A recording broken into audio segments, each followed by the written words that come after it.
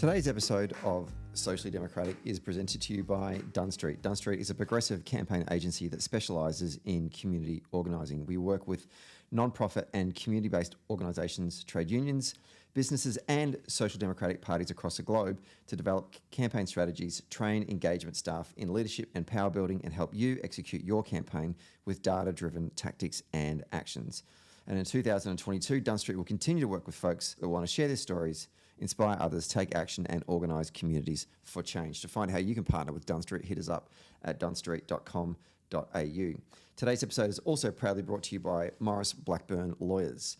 Are you an enthusiastic, client-focused lawyer? Morris Blackburn Lawyers are hiring a lawyer, associate or senior associate with experience in personal injuries to join their team in Townsville. They offer a safe, supportive and collaborative environment backed by inclusive leadership and progressive policies. You'll manage your own file load with heaps of support from the team. Are you ready to join them and make a journey to extend access to justice for more Australians? If so, apply by going to morrisblackburn.com.au/careers. Hello and welcome to another episode of Socially Democratic, your weekly centre-left politics and organising podcast, which is meant to be out every Friday. I don't think this one's going to drop until Saturday. I'm taping this one on a Friday in New York, so it's already like the wee hours of Saturday morning. Hopefully my producer Rebecca can get this out to you ASAP, but you'll be probably getting this one on Saturday afternoon. I apologise for that. That dives into the progressive campaign issues of the day and the people leading them from home and abroad. And obviously the campaign and the people that we're talking to today are abroad. As I said before, we are in New York City and we're going to be talking to Jessica Garcia, who works for the Retail, Wholesale and Department Store Union, which is a national union that covers obviously all of those workers and a whole bunch of other people as well.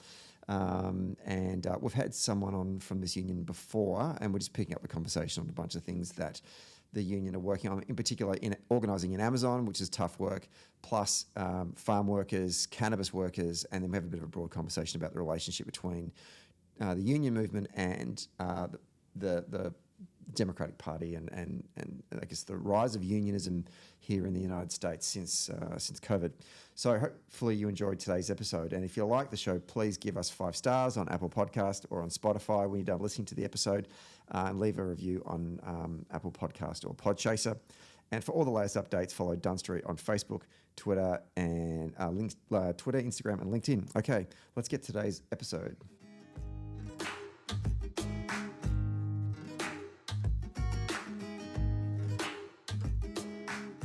Okay, we're taping this one on a Friday afternoon on the lands of the Lenape people. I hope I've pronounced that correctly. The native tribe in this area. How do you spell it? When I Lenape. I say that because when I introduce my podcast back home in Australia, I always acknowledge the traditional owners. It's probably Lenape. Lenape. Okay, Thank you. But we're in Midtown, Manhattan, in the offices of the Retail Wholesale Department Store Union, the RWDSU. It's taken me about 3 years to get that acronym right. And joining me on today's podcast is Jessica Garcia, who is the assistant to the president of the union. Jessica, welcome to Socially Democratic. Thank you. Now, we actually just had a long conversation about Yankees and Red Sox, which we didn't record. We probably should have, actually. A lot of my listeners know I try and work in some sort of Red Sox reference into my podcast. That's horrible. I know. And I'm amazed that this conversation is going to continue today, given that we are now rivals. So let's talk about the things that unite us as opposed to the things that divide us. And obviously that's the trade union movement or the labour movement or the labour union movement, as you call it here in the United States. But before we do, tell us about yourself. How did you get into this kind of work? It's a bit long-winded, but I began my career focused on education advocacy, and in doing that work, I quickly discovered that as much as I really cared about schools and the opportunities that opened up for particularly Black and Brown students from low-income neighborhoods, at the end of the day, if we really wanted to give these families an opportunity to really succeed, we needed to think about the economy and what kind of opportunities they had at work. So I transitioned and went to work at a worker center, working with newly arrived immigrants who were mostly day laborers working in construction and domestic workers. And in that work, I got involved in some legislative work where we built coalitions, and I got an opportunity to work with labor and learned about the RWDSU, its work with car wash workers, who are mostly undocumented immigrants from Latin America, and was just really inspired by the risk that they took in organizing that industry, and how they went about doing that, partnering with community organizations to reach them in a way that built trust, created just long-term sustainable success, not just in a contract, but in the other supports that immigrant workers need. And when an opportunity opened up at the union, I just applied and jumped for it. What do you enjoy about your job? Well, my day-to-day is always very different, and that's something that I like. I'm an expert of nothing, but that's okay with me because every day I get to see a different part of our union. I get to meet workers from all different walks of life because we're an amalgamated union. We don't just represent one industry, and we're national, so we also have just different things, different conditions and political climates that we need to think about. And yeah, getting to work with this team here at this union. We're very collaborative, very a good team of people really committed. And the RW in particular is just it's considered one of the more progressive unions. And so it's really inspiring to be able to work with people who not just believe in unions and what labor brings, but also in how we can make society better and more inclusive. Going back to, I guess, the formative years of your life, can you think of a moment or moments that shaped your values that guide you to who you are today and the work that you do today? Yeah, I mean, I was born in Honduras. My mom was a live-in domestic worker. And the reason I know English is because she worked for a family where the wife was from the U.S., and I got to live in that household and hear her talk to her children in English. And when she realized, as a 2-year-old, that I was picking up English as my not my primary language, but I was picking it up, this family decided to put me through school, and I got to go to a bilingual school. Went to school with her children, and through this family's work in the community, the opportunities they gave me. I don't know, that completely changed how I viewed the world and what I wanted to give back as well. So when I came to this country, I was always thinking about how lucky I was with all the opportunities that were given to me, and I wanted to be able to devote my life to service in some way. We had a colleague of yours on the podcast in August last year, 2021, Lawrence Ben, and we had most of the podcast was dedicated to talking about the Amazon campaign in Bessemer, Alabama. We're not going to relitigate that campaign, but I do suggest listeners to go back to episode, I think it's 103, and have a listen to that campaign if you want to get an idea of what the union did and the challenges they sought in trying to unionise this Amazon warehouse in Alabama. But what I want to do today is get an update from you about where we are with that campaign, because when we spoke to Lawrence last time, you just lost the vote, and you're in that sort of process of starting to re-strategise and where do we go from here.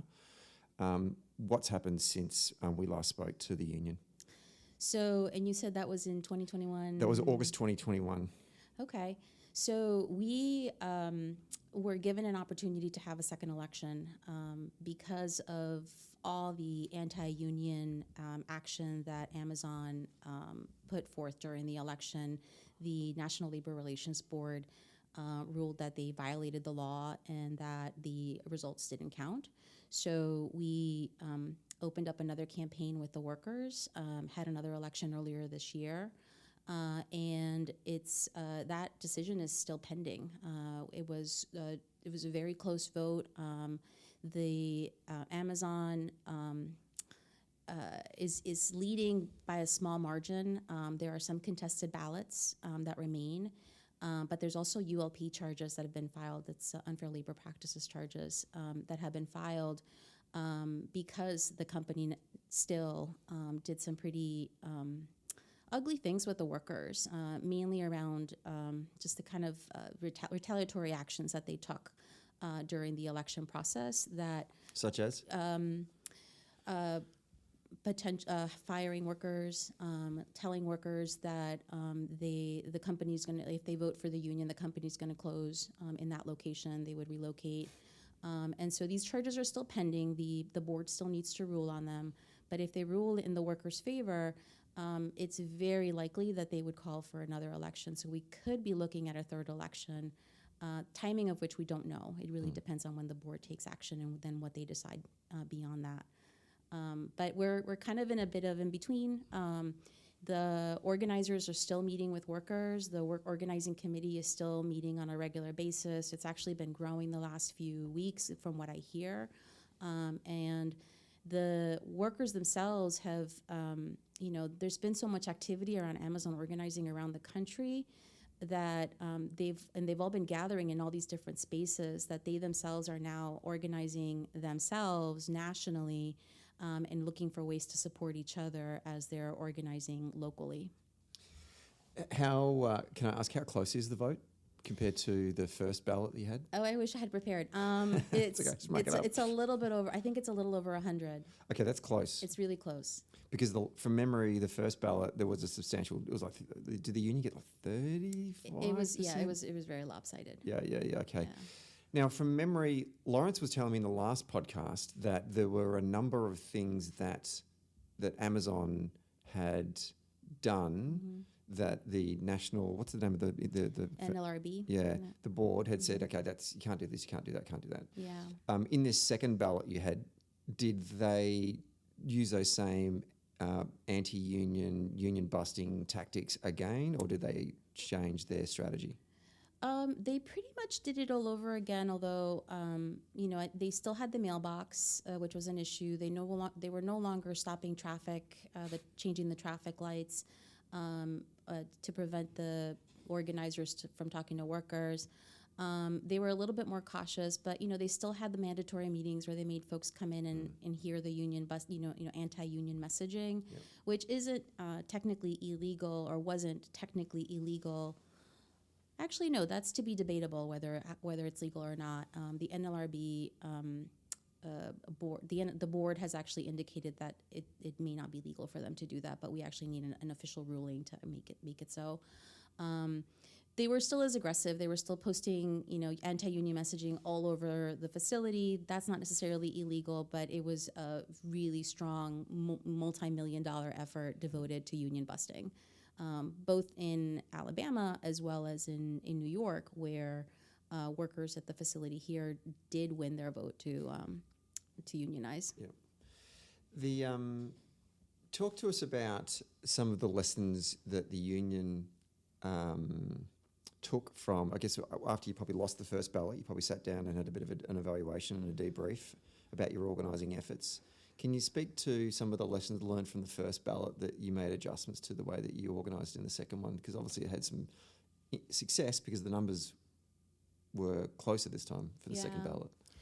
Well, for the second one, we had more time to plan for this.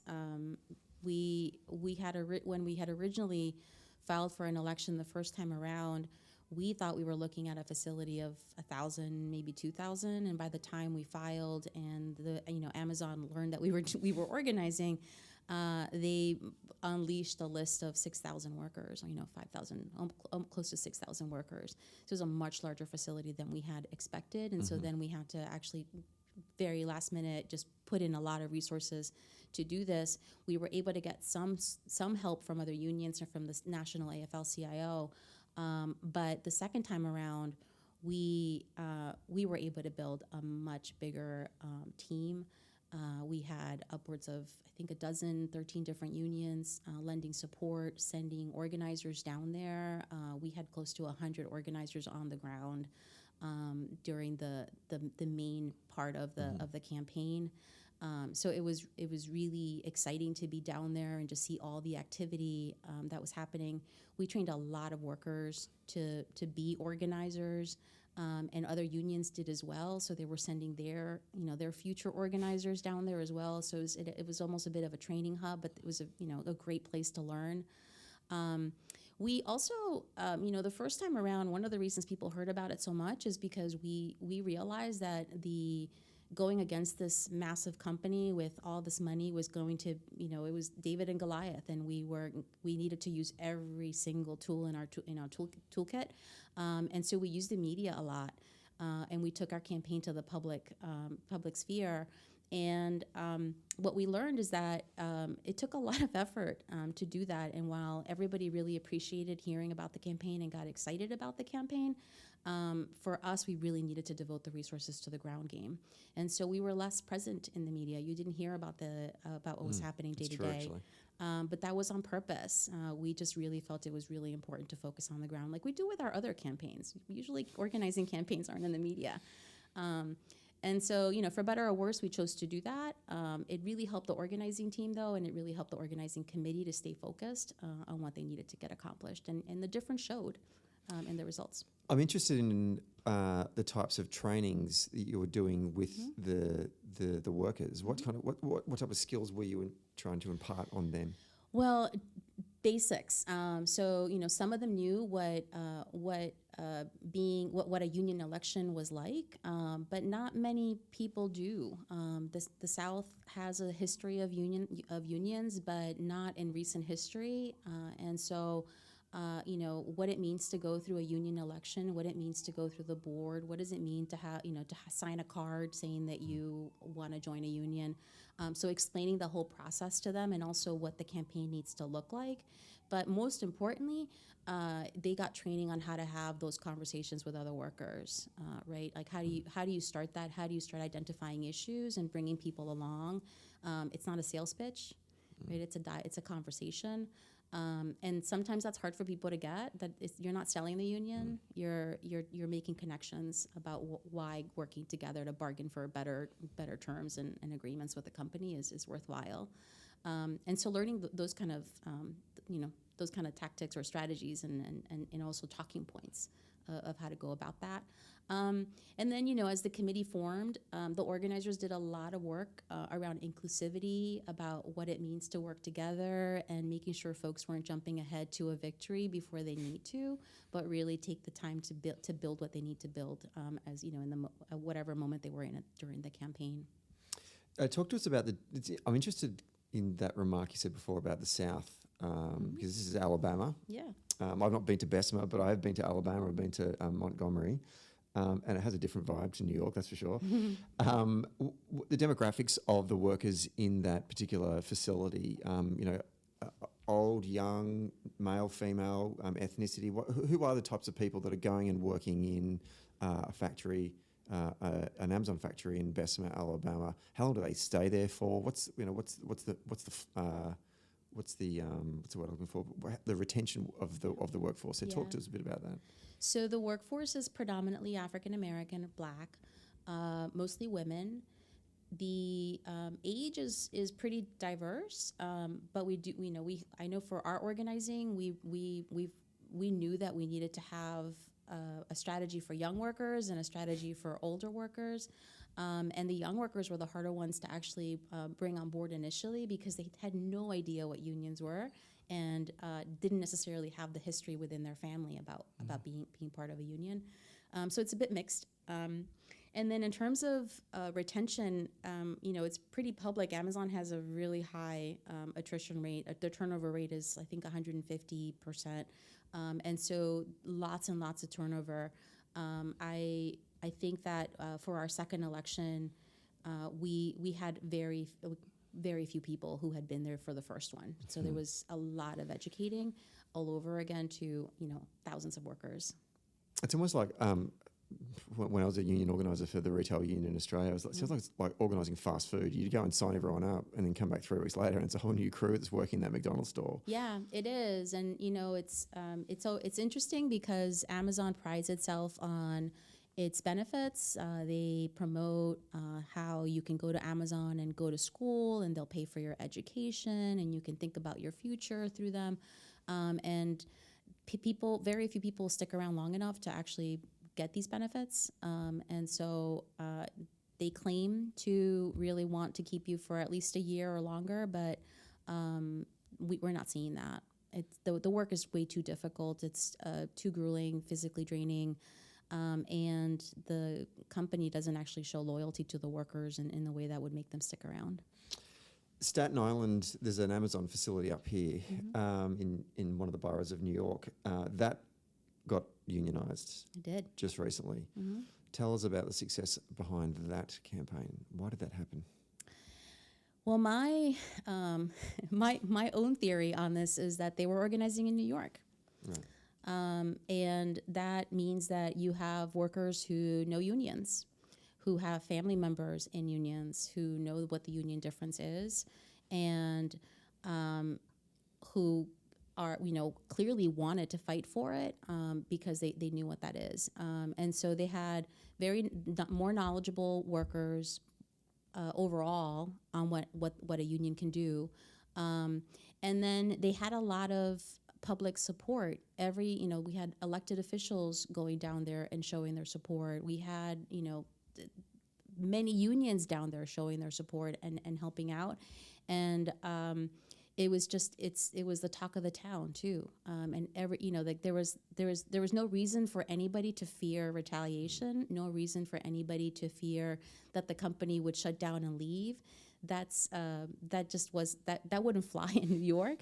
And we had the Attorney General here in the state, the highest attorney of our state, filing charges against the company for their health and safety violations, for putting workers at risk, and willing to take on the company here in New York for how they were running their that facility. So the echoes were very supportive of worker organizing.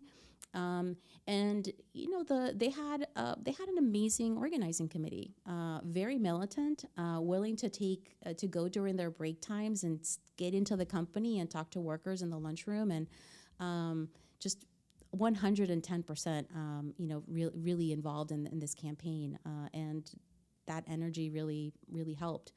The other thing is that the company really messed up. They had 2 of the leaders arrested when they tried to go into the facility, and folks knew these 2 leaders really well.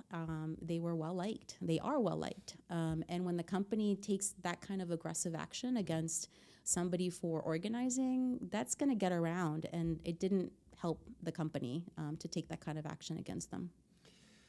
And it seems now that's, am I right in thinking that has now led to a bit more confidence with workers when wanting to try and organise and unionise against Amazon? Because is there another one coming up in Albany just today? Right, okay. Because I read it in the New York Times yesterday. Tell us about that campaign. I actually don't know too much about it myself. Okay. Yeah. That's all right. I know that they're working with ALU, the Amazon Labor Union, that organized in Staten Island, and sought their support in organizing. And if they do win their election, they want to join with ALU. And it's a tough one up there. We'll see. I don't know which way it's going to go, but I'm really rooting for them. Let's move off Amazon and talk about some of the other areas that the union is organising. Agriculture workers. Mm-hmm.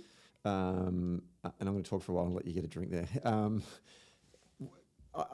I find it interesting that the retail wholesale department store is organising farm workers, and I'm sure you're going to explain this to me in a moment.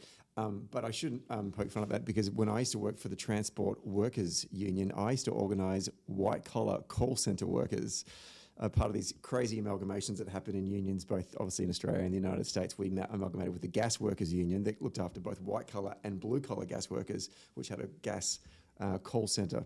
And then I used to go in there and try and organise these workers and say, hi, I'm from the Transport Workers Union. And they'll be like, why are you in this? You're in the wrong building. But anyway. Yeah. They're still joined. So how the hell is the RWDSU organising farm workers? We got involved in farm worker organizing before farm workers could organize in New York. Agricultural workers and domestic workers are 2 groups of workers that were excluded from the National Labor Relations Act when it was enacted in the 1930s. So they're considered excluded workers, no organizing rights, no protections around that. Is this nationally? Nationally. So in New York, there had been a 25-plus year campaign to give agricultural workers in New York State the right to organize. And in 2019, we finally had the political alignment in our state legislature to move that bill forward, and we had a governor who was willing to sign it. Not because he voluntarily wanted to do it, but we just we built up enough pressure that it was really hard to turn away from doing that. And in passing that legislation, we won the right for agricultural workers to not just organize into a union, but to a day of rest, to overtime pay, to access to benefits that they didn't have before, like workers' compensation, unemployment insurance. Actually, not unemployment because they're undocumented necessarily, but if they're documented, they could access unemployment insurance, disability benefits, all these things. And so that was something we supported overall. We represent food retail workers, food manufacturing, food processing all around the country. So we are the food union, and we really saw agriculture as an extension of that. Once we won the right to organize, we went in and started organizing. And so we got our first farm certified last year. We've had 6 certified in that time. It's been slow going. There's a lot of learning happening. We aren't governed by the NLRA, therefore we can't go to the NLRB, that board, for our organizing and our elections. We have our own state agency doing that here in New York, and they weren't really ready for that work yet. So we've been slowly learning with them on how to do this well and do it quickly, because we're working with workers who face a lot of intimidation for organizing and for exercising their rights, and we need the agency to be quick. And so we're trying to get them aligned before we really build this campaign more to make sure we're not exposing workers too soon to employer retaliation. How big is this industry in New York? The types of workers, what's their story, what's their background, what's their experiences? Sure. So the exact numbers of the workforce is a little unknown. There's not good documentation of it. We estimate upwards of 50 to 80,000 agricultural workers in the state. We are one of the top producers of apples in the country, strong dairy. We also bring in a lot of resources around nurseries, and we have good wine here in New York as well, surprisingly. And it's predominantly Latino, some Caribbean. We do have lots of guest workers as well, but we have a lot of farm workers who do this for a living year-round, and who depend on it for their livelihood. Mm-hmm. And where is the union trying to take this campaign next? Like, I just found it interesting when we first talked about this, when we had the session with the Dunn Street delegation. You know, the most famous sort of group of organisers for organising of farm workers obviously is Cesar Chavez and Doris Huerta and the United Farm Workers down in Southern California. So I just assumed that once that was fixed in the 60s, that the problems were resolved for farm workers across the United States. Clearly I was wrong in that assumption. Where are you trying to go now with this campaign to organise, you know, these 50, 60,000 workers? And what are the challenges with them being undocumented? How do you get around that? Like, the challenges with an immigrant workforce, period, is really their experience with unions abroad, and making sure that they see that how labor operates in the U.S. is not how labor necessarily operates in their home countries. That they are worker-led institutions, that they're not in cahoots with the company. They're not company unions. They're actually legitimate worker unions. That's interesting. And so we do a lot of work educating workers around that, and what it means that it's their union, not our union. It's their union. And so there's that. And the other challenge is just access. This is a very busy workforce. They have really long days. They are in the fields, during this season right now. It's really hard to get for them to get time off. They're required to have one day off now because thanks to this legislation. And so they have that one day off. But the day off varies because they need to take turns on who's out of the fields. So it's a hard to reach population. Most of them live at the farms. They have employer provided housing, which also places some stress on access. We can't go do home visits, take on a whole new meaning. And so for us, we've adopted more of a worker-centered style model for organizing farm workers, looking to partner with community groups and using community spaces to come together, and not just talk about unions, but talk holistically about their needs and making sure that they're aware of all of their rights, not just the organizing rights. Many of them don't know that they have access to workers' compensation. They don't realize that if they get injured at work, that their medical bills are covered by law, and that if they can't work, they have access to payments for to wage recuperation through the workers' comp system. And so educating them about that, and there are a lot of injuries in farm work. It's very, very tough work. Very tough work. So that's been, some of the stuff that we've been focusing on, and I forgot the second part of your question, so I don't know if you... Where's the campaign going next? Where is it going next? We're just starting. So we've, the farms that we've organized so far are all in Long Island, New York, which is the downstate part of the state, and we have the whole upstate area to really get into. We have some focus in the Hudson Valley, which is just north of New York City.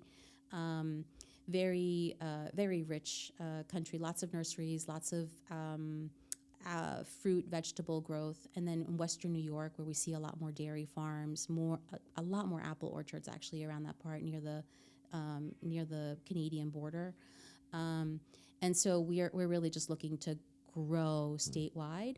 And right now we just won. We recognize that organizing can get us some victories, but some things we still need to do legislatively. And so when we won the right to overtime pay for the workers, the win legislatively was to overtime pay after 60 hours of work a week, which is still a lot of time to work to get overtime pay. And just this year, we were able to win overtime pay after 40 hours a week. So they're going to see the same overtime benefits that other workers see. It's phased in, which is unfortunate. But one of the other things we were able to get from our governor, thanks to all the advocacy that we were able to do, is the government is actually going to subsidize overtime pay after 40 hours for any farm that pays it. No. And so even though legally they're not mandated to pay overtime, they can, and they can recoup all those, all that cost as a tax credit. So there's no reason why in our contracts we can't have overtime pay after 40 hours. And if we come up with other ways that we can really support workers now, as we're organizing, we'll take that on. Walking the streets of Manhattan, I can't help but smell the waft of marijuana in the streets, which makes me think that it's legalized in this in this state. Yeah. The union's obviously doing some interesting work with the sale of cannabis. Tell us a bit about that.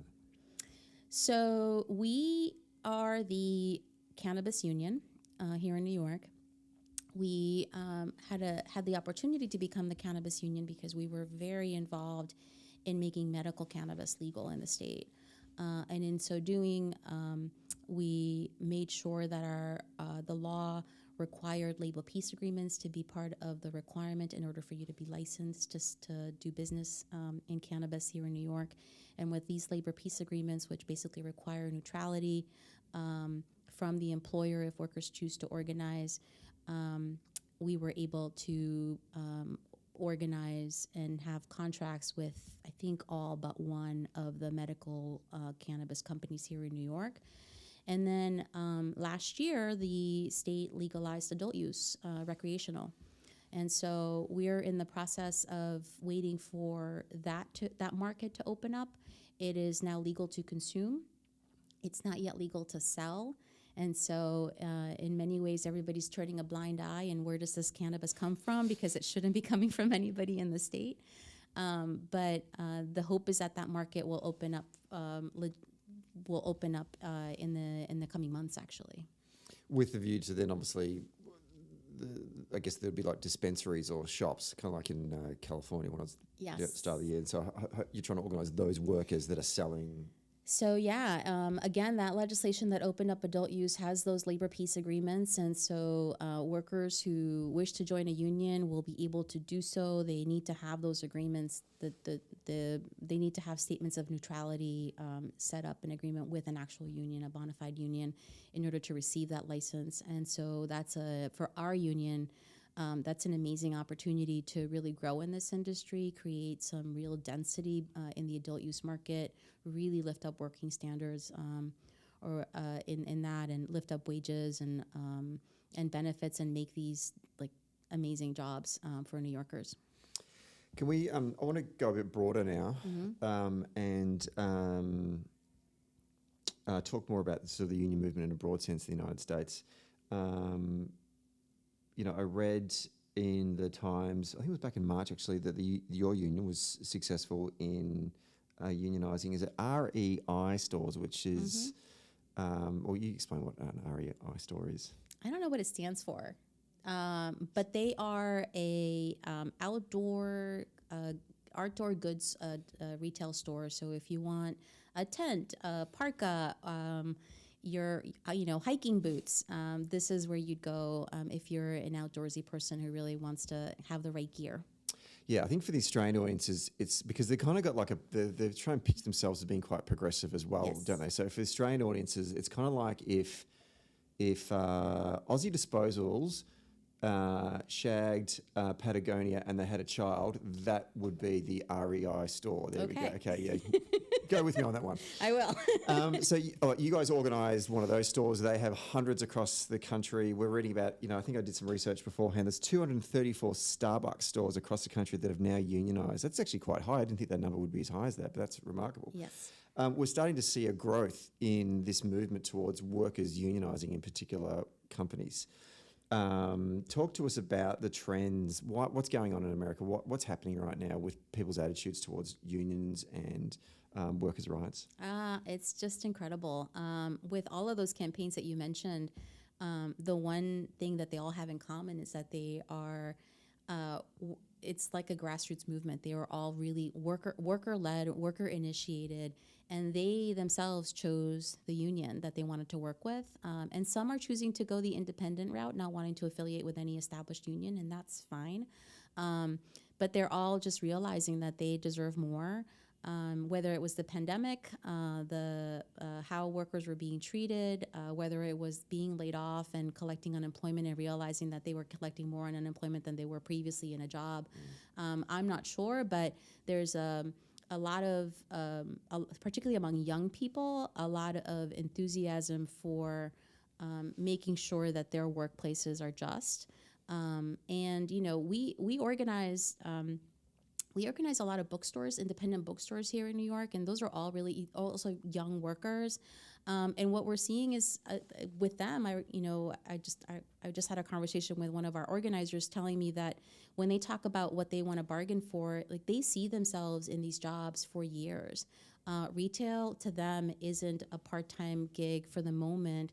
They would love to be able to make a living and do this work for a while, and having the kind of standards and the kind of wages, benefits, and working conditions that really honor their own values and have the workplace reflect their values is really important to them. And this is the power is with workers right now. There's not enough workers right now around the country. Lots of employers are still looking for folks to come in, and so workers are in a really great place to negotiate their terms.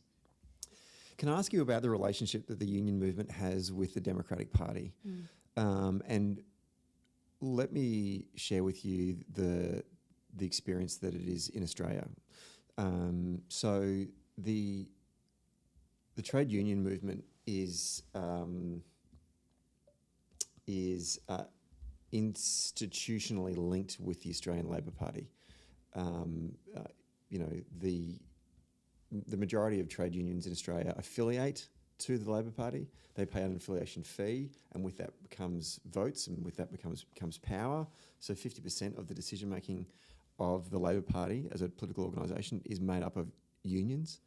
So they are, intrinsically involved in the direction of the Labor Party, and with that, there's an expectation that when politicians get elected to, various legislators, whether it be our national parliament or our state parliaments, that they're going to pass worker-friendly or union-friendly legislation. It's not a perfect relationship by any stretch of the imagination. Certainly people on the political side have frustrations with the union side, and people on the union side have frustrations with the political side. But I think having been fortunate enough to travel around the world and see various sort of social democratic or centre-left parties and how they relate with the Labor base, I think we've probably got the best of it, but it could always be better. Now, here in the United States, I think it's fundamentally different, and I want to get a sense of historically what's been, and when I say historically, I mean in recent times before the Biden administration, what has been the relationship between Labor or the union movement and the Democratic Party? I would qualify it as complicated. We don't have that kind of structure. There is no Labor Party. We tend to think of Democrats as labor friendly, but that's not an automatic. It really varies by candidate, and their commitment to workers and to unions, labor unions in particular, varies from candidate to candidate. And so what labor tends to do is they carefully think about who they're going to support, and it's all part of our endorsement process to vet candidates based on their positions on whatever labor issues matter to us, which is why in the U.S. you may see some unions who are really supportive of certain Republican candidates because locally these Republican candidates or elected officials have delivered for them. And then other unions have much more success with other elected officials. Now we have a very strong relationship with the Biden administration. He has from the get-go shown or demonstrated, not just talk the talk, but demonstrated that he really does believe in unions and what difference that makes to families. And so we've had this just amazing opportunity to correct a lot of what's been undone in the past. And hopefully soon we can start really innovating on what the future can look like. But until we get our Congress aligned, it's going to be hard to do that. We can't move legislation, and so we have this amazing dialogue with the administration to see what we can do administratively, things that don't require legislation, but he can do either through executive order or through agency regulations. And we haven't had that in a long time, not since the 1940s when FDR was in power. Yeah, it's funny that I love Barack Obama, but he wasn't great on this sort of stuff, and it was interesting to see when Biden got elected if there was going to be a change in attitude. Not sure if you can answer this one, but what are some of those things that if you're in the White House right now, if you're in the Oval Office with your RWDSU jacket on, you sit down with the president and say, Mr. President, these are the things that we want you to sign into use your executive power now. What are some of the things that the union movement broadly want to see changed?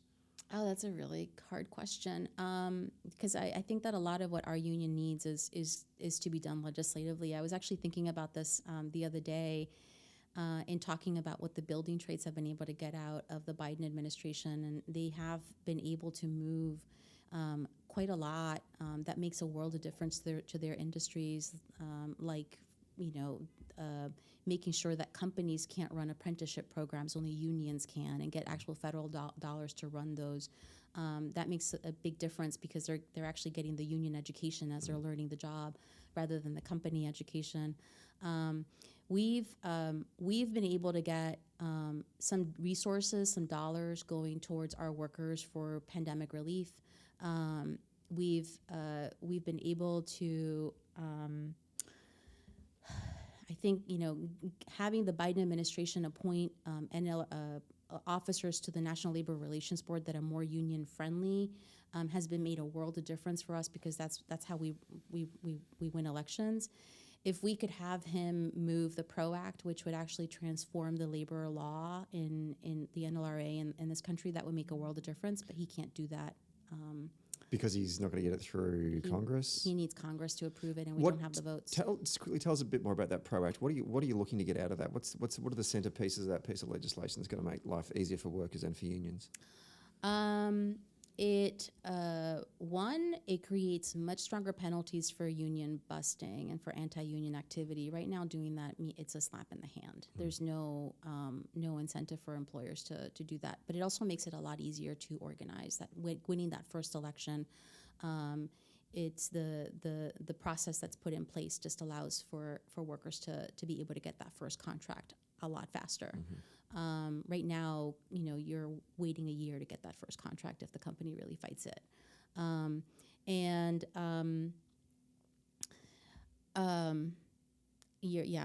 would have to go back and look at the bullets, but the main piece is that it makes organizing a lot easier. Yeah. Okay. Last question before we wrap up.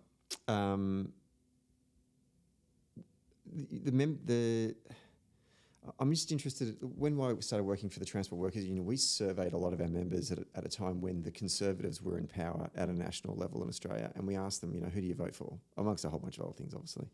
And it was interesting that at that time, I think about 30% of our membership came back to us and said, at the last election, we voted for the Conservatives.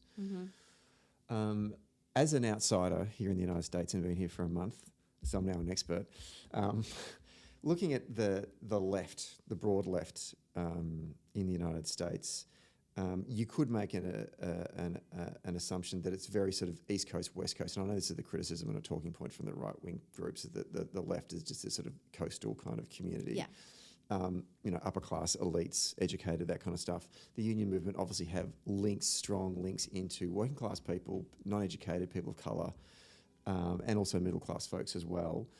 Do you think that the broad left, is there a worry that the right wing, the Republicans or the broad right, could make inroads into the union membership and start to see, or if not, is it already happening, start to see your members or broadly members in unions actually turning out and voting for right-wingers as opposed to, the Democrats, because the Democrats have just moved into this kind of, I don't want to use the word woke and that kind of stuff, but moved into this sort of more,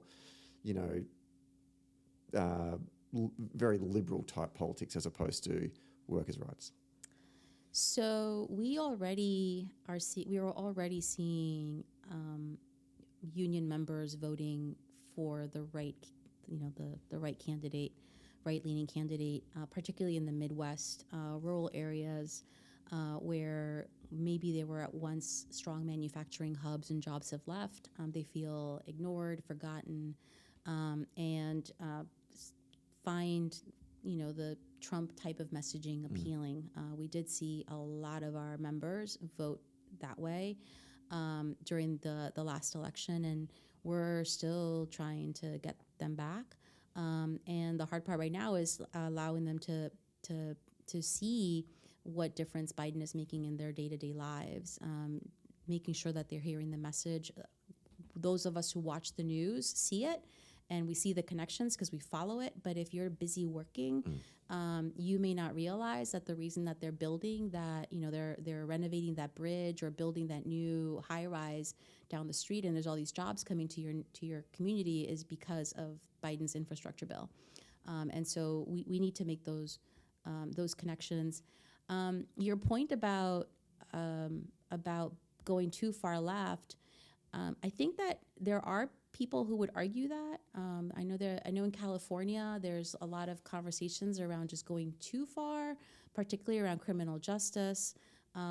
Race relations is complicated, and that can be very divisive among folks. And I think for us, what we know is that we can't rush these things. These are cultural changes that need to happen, transformative changes that need to happen, and we really need to build towards them and be patient. And so even though we're in a moment, we can't rush the moment. And nevertheless, we can't compromise our values. So it's really walking a fine line. Like where do you push? Where do you support really progressive issues because it's the right thing to do and that's where the future is?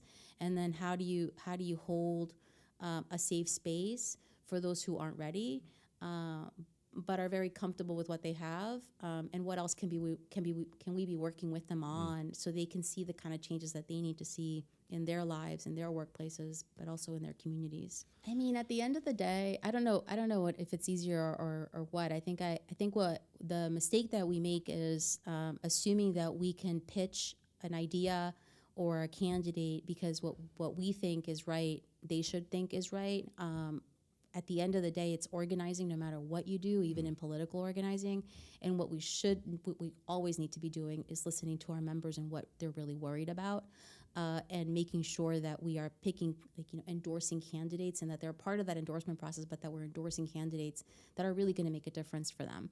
The hard part is the long-term visioning and knowing that when somebody's saying something, it doesn't necessarily mean that that's what they're going to do. It may just be what they want to say to get those votes at that time, right at that time. And so doing the education on the critical thinking and analyzing where does this person really come from, how does that shape what they're really what their intentions really are, and getting through that is the hard part, which takes time. Well, I wish you all the best of luck with the work that you guys are doing. As a union organiser back home, I thought I had a tough job, but I tell you what, trying to organise in the United States in the conditions that you guys have to operate, it is not easy work, and we wish you the best of luck in all of the things that we've talked about today, but I'm sure there's so much other areas that the union organise in. If anyone's ever in New York, I know the steward always says this when he meets a delegation, what shops should you shop at? You should go to Macy's.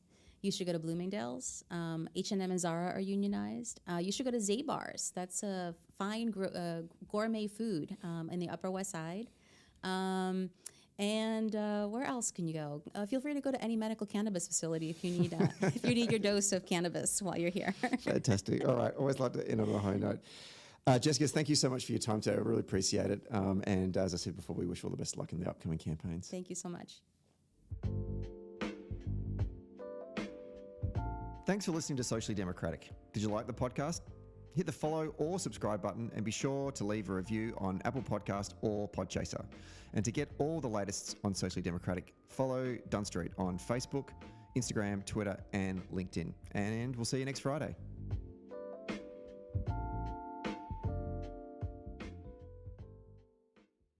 Socially Democratic was brought to you by Morris Blackburn Lawyers. Morris Blackburn Lawyers have spent more than a century paving the hard path to justice for everyday Australians. They've helped over 500,000 Australians turn their situation around, and they know how the system works. Their experience and skills means you'll get the best results possible. Find out more on their website, morrisblackburn.com.au. Morris Blackburn, experience you can count on.